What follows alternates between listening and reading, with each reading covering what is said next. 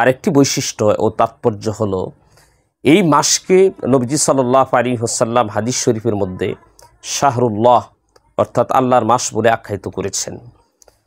মুসলিম শরীফের ভিতরে হাদিসটি উল্লেখ রয়েছে, মুসলিম শরীফের 1163 নম্বর হাদিস। নবীজি সাল্লাল্লাহু আলাইহি ওয়াসাল্লাম বলেন, আফদালুস সিয়াম বা'দা রমাদান শাহরুল্লাহিল মুহাররম, অর্থাৎ রমজান মাসের পরে সর্বশ্রেষ্ঠ রোজা হলো শাহরুল্লাহিল মুহাররম, মুহাররম মাসের রোজা। উক্ত হাদিসের মধ্যে নবীজি সাল্লাল্লাহু আলাইহি ওয়াসাল্লাম মুহাররম মাসকে শাহরুল্লাহ অর্থাৎ আল্লাহর মাস বলে আখ্যায়িত করেছেন। জানা কথা, সকল মাসই আল্লাহ তাআলার মাস।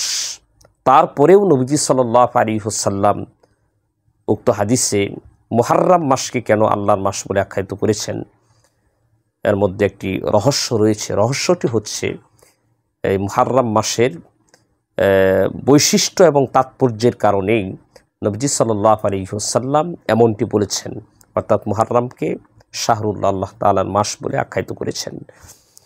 যেমন পৃথিবীর সব ঘরই কিন্তু আল্লাহর ঘর, তারপরেও সব ঘরকে বাইতুল্লাহ বলা হয় না, শুধু মসজিদকে বাইতুল্লাহ বলা হয়। এটা মসজিদের বৈশিষ্ট্য এবং তাৎপর্যের কারণেই এমনটি বলা হয়ে থাকে। ঠিক তদ্রূপ সব মাসই কিন্তু আল্লাহ পাকের মাস, তারপরে মুহাররমকে বিশেষভাবে আল্লাহর মাস এজন্য বলা হয়েছে যে মুহাররম মাসের একটি স্বতন্ত্র তাৎপর্য এবং বৈশিষ্ট্য রয়েছে, এদিকে ইঙ্গিত করার জন্যই এমনটি বলা হয়েছে। এজন্য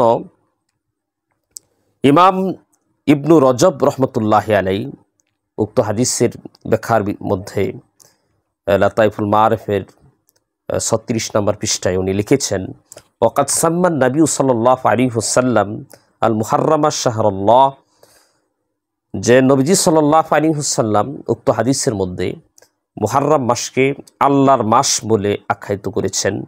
ওয়া ইজাফাতুহু ইলাল্লাহি, আর মাসকে মুহাররম মাসকে আল্লাহর দিকে সম্বন্ধ করাটা তাদুল্লু প্রমাণ বহন করে আলা শারাফিহি ও ফাদলিহি, মুহাররম মাসের মর্যাদা এবং শ্রেষ্ঠত্বের উপর।